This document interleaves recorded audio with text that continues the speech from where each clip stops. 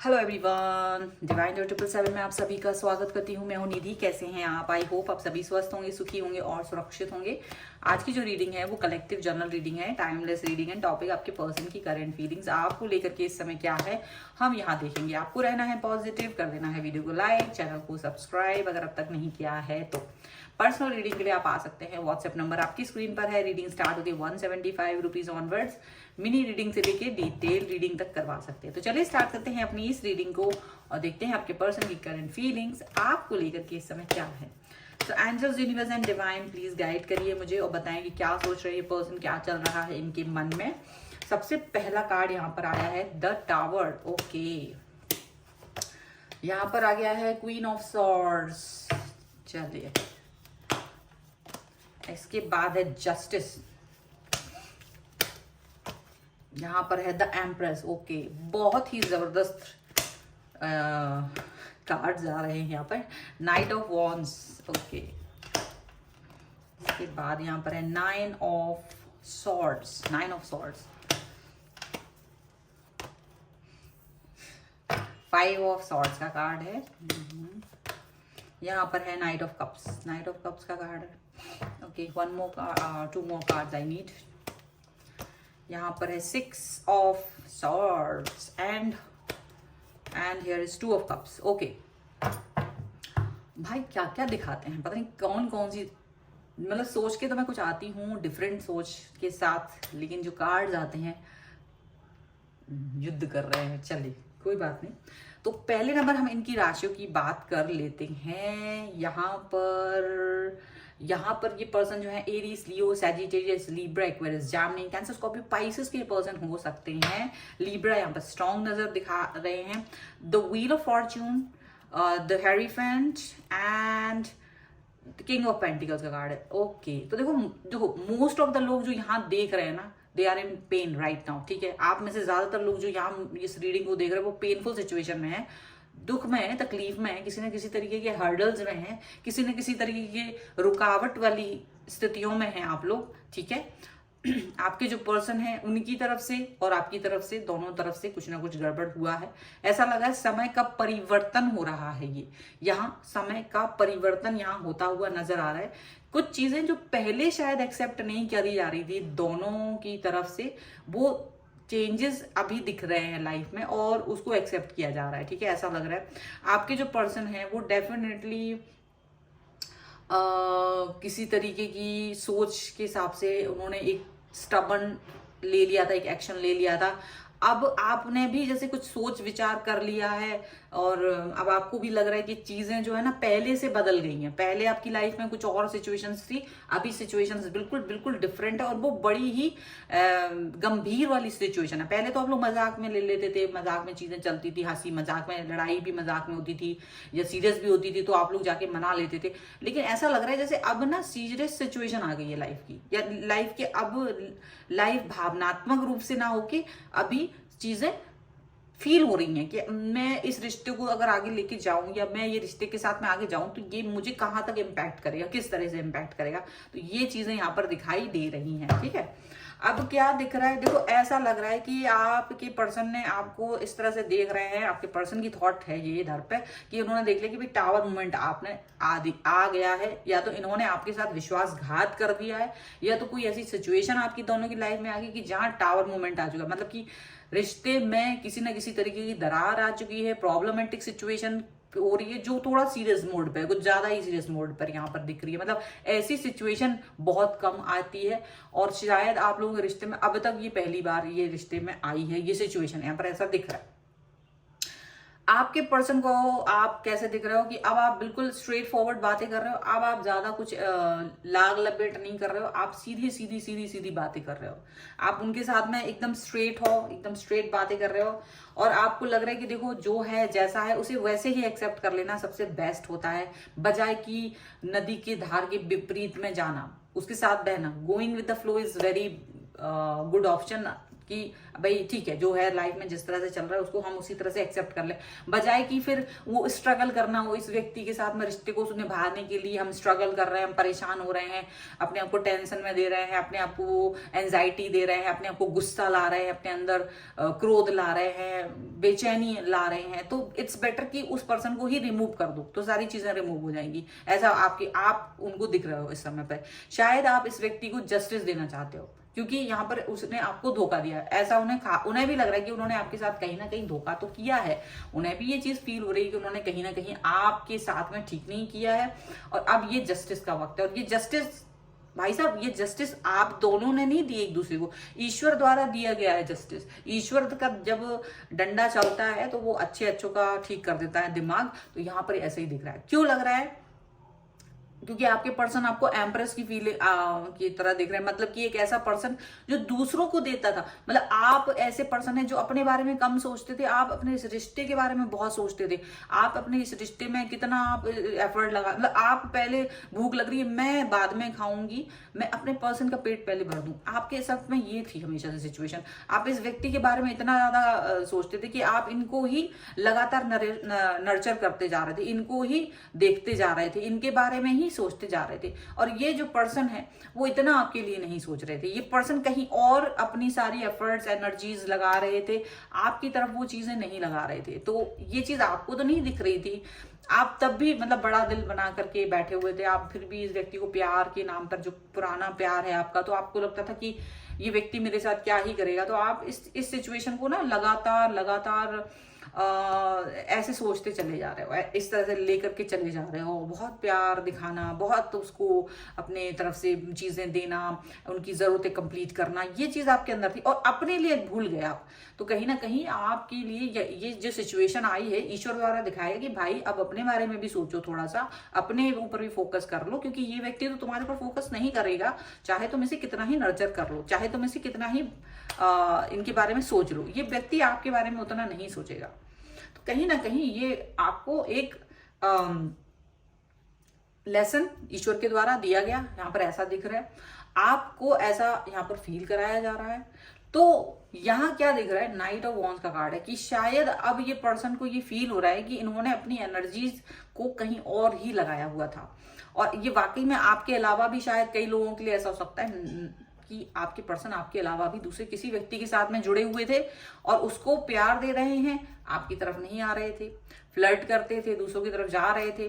और आपको ओवरथिंकिंग कराना, ज्यादा परेशान करना, मतलब देखा जाए तो स्टार्टिंग से लेके अब तक आपको इस रिश्ते में कोई सुख नहीं मिला, आपको कभी अच्छा नहीं मिला, आपको कुछ भी चीजें ठीक नहीं मिली इस रिश्ते में, आपको हमेशा पेन मिला इस रिश्ते में। आपने बहुत कुछ एक्सपेक्ट किया था इस रिश्ते से, आपको हमेशा रिस्पेक्ट नहीं मिला, अपमान मिला, ठीक है, ये सब चीजें यहाँ पर मिली आपको कुछ ऐसा नहीं मिला कि आप सोचेंगे कि मेरे को सब मिल गया। आपको बहुत कुछ इस रिश्ते में देना पड़ा, उसके बाद भी सेटिस्फेक्शन के नाम पे शून्यता मिली इस रिश्ते में आपको। कहीं ना कहीं बहुत कुछ आपसे आपकी लाइफ में बदलाव आए हैं, यहाँ पर दिख रहा है। आपका पर्सन आपकी बात ही नहीं सुनना चाहते थे, और जब वो नहीं सुनते थे तो आप अंदर ही अंदर घुटते रहे, अंदर ही अंदर आप अपने मन ही मन में बहुत परेशान होते रहे, ऐसा यहाँ पे लग रहा है। लेकिन फिर भी आप इस रिश्ते में अपना 100% देना चाहते थे, फिर भी आप इस रिश्ते को निभाना चाह रहे थे, आप इस तरह से आगे बढ़ना चाह रहे थे। कहीं ना कहीं आपको ये चीज फील हो रही है, लेकिन आपके पर्सन ने कभी भी आपको इंपॉर्टेंस नहीं दी। उन्होंने हमेशा, अगर उनकी लाइफ में आपके साथ चलते चलते कोई नए दोस्त बन गए तो उन्होंने उसको इंपॉर्टेंस दे दी। और आपको अगर कुछ प्रॉब्लम उनके दोस्तों से, तो उन्हें ये दिक्कत होती थी कि आप उनसे कुछ ना बोलें, आपको ही कॉम्प्रोमाइज करना पड़ता था, अनटिल अनलेस वो दोस्त ही इनको छोड़ के ना भाग जाए। आप इनके साथ चलते रहे लगातार, लेकिन इन द एंड तब भी ये आपसे डिस्टेंस मेंटेन करके चले गए किसी और व्यक्ति के लिए। तो जब ऐसा कुछ हुआ है तब ईश्वर ने शायद कहा कि भाई अति सर्वर्थ वर्जित, तो भाई इसीलिए आपके और इनके बीच में विश्वासघात का मतलब आपको इन्होंने कुछ तो ऐसा कहा भी है, या आपने कुछ देख लिया, या तो कुछ इस तरह की चीजें कि आपको अंदाजा हो गया कि ये व्यक्ति आपके साथ में नहीं आने वाले हैं, ये व्यक्ति आपको धोखा ही देंगे, ये व्यक्ति आपको शून्य ही बना के रखेंगे, ये व्यक्ति आपको एंजाइटी में देंगे और गुस्सा दिलाएंगे। आपके लिए कोई इनको मतलब कोई फर्क ही नहीं पड़ता, इनको कोई फर्क ही नहीं पड़ता, आपको अब दुख पहुंच रहा है, आप अनस्टेबल हो, आप कैसे हो, क्या है, इन्हें कोई फर्क नहीं पड़ता। जैसे कि ये सिर्फ ये देखने आते हैं कि आप जिंदा हो या नहीं हो, बस इतना, इससे ज्यादा इनको कोई फर्क नहीं है। ऐसे रिश्ते में आपको रहने की जरूरत नहीं है। तो ईश्वर ने कह दिया है कि जस्ट मूव ऑन। ये मूव ऑन के कार्ड्स भी हैं दोनों, ये मूव ऑन करा रहे हैं आपको कहीं ना कहीं, आपको इनसे डिस्टेंस मेंटेन करने के भी कार्ड है कि ईश्वर कहता है कि भाई निकलो यहाँ से, ये रिश्ता अब आपके लिए नहीं है। चलिए कुछ और कार्ड्स के थ्रू देखते हैं और क्या निकल के आ रहा है यहाँ पर। Angels, universe and divine please guide करिए मुझे और बताएंगे और क्या निकल के आ रहा है ना। किंग ऑफ वॉन्ड्स का कार्ड है यहाँ पर again 6 of swords, universe is giving signals, again knight of cups signals दे रहे हैं, king of swords and the empress. देखो ईश्वर हमेशा एक सिग्नल देता है आपको, हमें वो सिग्नल देखना होता है, ठीक है। जब हम रोड पर भी होते हैं, गाड़ी चला रहे होते हैं, तो सिग्नल होता है, गाड़ी आपको ही चलानी है, सिग्नल देखना है, दिमाग का यूज करना है, आगे बढ़ना है, रुकना है, क्या करना है वो आपको यूज करके अपना दिमाग करना है। सिग्नल आपको कहीं धक्का नहीं देगा, तो एक्शन तो आपको ही लेना है ना। तो यही चीज है, सिग्नल आपको मिल रहे हैं, रेड फ्लैग्स दिख रहे हैं, तो एक्शन भी आपको लेना है। 8 ऑफ कप्स का कार्ड है, पेज ऑफ कप्स का कार्ड है एंड नाइट ऑफ वॉन्ड्स का कार्ड है। डेफिनेटली आप इस व्यक्ति से अभी भी एक स्टकनेस फील करते हो कि क्या मुझे इसके साथ रहना चाहिए, क्या मतलब वो पुराना दिन याद करते रहते, पुराना प्यार याद करते रहते, पुरानी एनर्जी में पड़े हो। पुराना दिन गया, पुराना साल गया, जो 2020 की डेट थी, क्या तुम आज लिखोगे 2020? नहीं लिखोगे ना, 2023 में जी रहे हो, 2023 ही लिखोगे। तो प्रेजेंट में ही जीना है, हम कल की डेट भी नहीं डालेंगे आज की तारीख के लिए, हम आज की ही डेट का यूज करेंगे। तो जब हम इतना एडवांस हैं, तो फिर हम अपने जीवन में पुराने क्यों हैं, पुरानापन क्यों है? जब रेड फ्लैग्स कोई दे रहा है तो निकालो उसे अपनी लाइफ से। जबरदस्ती लगे पड़े हैं उसके साथ में, ये चीजें नहीं करना है। ईश्वर तक ने आपको झकझोर दिया, यहाँ पर ऐसा दिखता है। ये पर्सन जो है आपके साथ में लॉयल एंड ऑनेस्ट बनने की दिखा रहे हैं कि देखो मैं तो बहुत ही लॉयल हूं, बहुत ही ऑनेस्ट हूं, लेकिन इनकी हरकतें जो है ना लॉयल वाली थी ना ऑनेस्ट वाली थी, आपको पहले से ही पता था। आप तब भी इस व्यक्ति के लिए हमेशा नर्चर बने रहे, आप बहुत गिविंग वाली एनर्जी में रहे हैं। इसीलिए अब ईश्वर ने कह दिया है कि भाई थोड़ा अपने बारे में भी सोच लें, थोड़ा अपनी सेल्फ रिस्पेक्ट भी कर लें, थोड़ा प्यार खुद को भी दे दें, थोड़ा खुद के बारे में भी सोच लें। क्योंकि देखो हमको भगवान ने सब कुछ दे के भेजा है, हमें किसी की जरूरत नहीं होती है। हम जबरदस्ती लोगों में खुशियां ढूंढते हैं, क्या खुशी तुम्हारे अंदर नहीं है? तुम्हारे अंदर भी खुशी है, उल्टा तुम दुख ढूंढ रहे होगे, दुखी कर दे कोई आके मुझे। क्योंकि अब ईश्वर भगवान बच्चे के तौर पे हमको भेजता है, तो वो हमको ये टेंशन मुक्त करके भेजता है कि हम किसी व्यक्ति के साथ जुड़े हैं, ये वो दुनिया भर का। ऐसा कुछ नहीं, हम खुद ही उसको जरूरत बना लेते हैं, हम खुद ही किसी इंसान को अपनी लाइफ का पार्ट बना लेते हैं, और फिर वो इतना बना लेते हैं वो सर पे बैठ जाता है आपके। तो यहाँ पर ऐसा ही कुछ हुआ है। और लेकिन जब ईश्वर को लगता है कि ये भगवान ये तो मुझे ही नहीं देख रहा है, कि मैं क्या ही कम समझूं इसको, नर्चर बना फिर रहा है, खुद को तो ढूंढ लो, अपने अंदर खुद को तो ढूंढो, खुद को नहीं ढूंढ पा रहा है। तो कहीं ना कहीं ईश्वर ने आपको एक इस चीज से बाहर निकाला है, और सच्चाई इनकी सामने आई है, क्योंकि ये आपको नर्चर नहीं कर रहे थे, इनको आपकी बिल्कुल नहीं पड़ी है। ये आपको ऐसे दिख रहे होंगे जैसे दीवार, पत्थर, एक पत्थर है, ऐसे दिख रहे हैं ये पर्सन, ठीक है। वो फूल जिनमें खुशबू नहीं, ऐसा बिहेवियर हो गया इनका, ऐसा नेचर इन्होंने अपना बना लिया आपके लिए।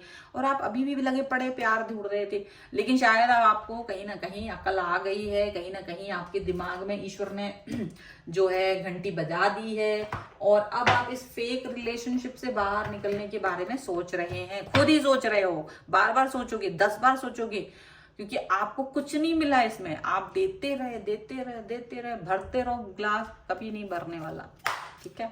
चलो एनर्जेटिक इसकी एनर्जी हम भी देख लेते हैं, हमें और क्या एंजल्स क्या गाइड कर रहे हैं अभी। Angels, universe and divine please guide करिए मुझे और बताएं कि क्या हो रहा है। देखो यहाँ पे वल्नरेबिलिटी एंड फ्रीडम का कार्ड आ गया है, और यहाँ पे है करेज एंड ब्रेवरी, यस, जो जरूरत है आपको इस समय पे। And the big big big big no, oh god, big no for something. Healing energy, देखो आप इतना ज्यादा दुखी हो चुके हो कि इस समय आपको अपने आप को हील करने की जरूरत है। हीलिंग एनर्जी है, कहाँ जा रहे हो बुढ़ापे में, अपने आप को संवार लो, अपना हील कर लो खुद को। क्यों परेशान होना किसी की वजह से? स्मोकिंग करना शुरू कर दी, ड्रिंक करना शुरू कर दी, गुटखा खाने लगे, छैनी खाने लगे, पैसे उड़ाने लगे, कोई अपनी ध्यान नहीं दे रहे हैं, अपने ऊपर अपनी ग्रूमिंग पे ध्यान नहीं दे रहे हैं, अपने कैरियर पे ध्यान नहीं दे रहे हैं, पता नहीं क्या हो रहा है, क्यों, क्या जरूरत है? अगर आपकी लाइफ में कोई ऐसा इंसान है तो जरूरत ही नहीं, आपको अपनी हील करने की जरूरत है। ओ माई गॉड, जस्ट सी, यहां से देखो, कट द कॉर्ड।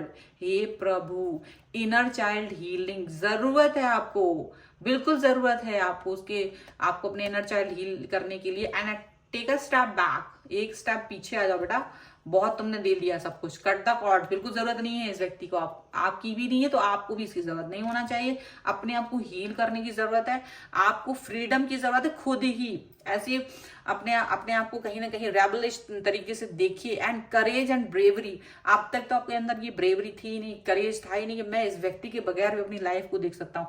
बिल्कुल देखिए, जरूरत ही है आपको, इसी व्यक्ति के बगैर आपको अपनी लाइफ देखनी है। क्यों?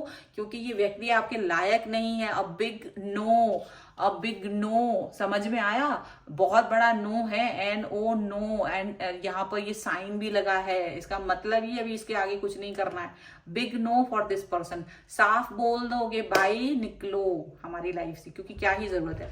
आपके लिए भगवान ने खुद ही रास्ते खोल दिए, आपको खुद ही इस रिश्ते में अच्छा नहीं लग रहा था, घुटन हो रही थी, आपको खुद ही इस चीज में अच्छा नहीं लग रहा था, क्योंकि आप देते देते थक गए थे।